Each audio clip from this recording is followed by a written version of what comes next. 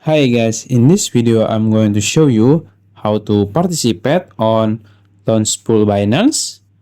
For this time is WCT or WalletConnect token. It's very easy and simple. First you can open your Binance apps and go to Launchpool here. If you cannot find it, you can just search it. You can type Launchpool.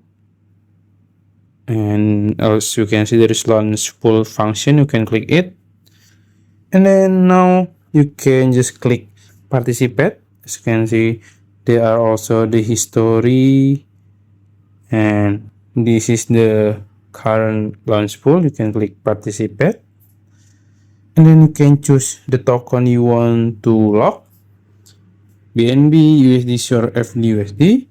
For example, I will lock my BNB.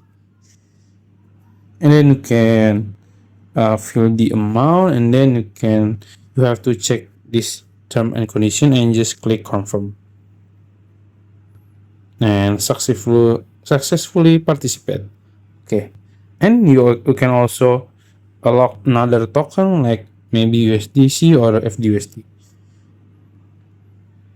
That's it. If you found this video helpful, please like this video and subscribe to my channel. Thank you.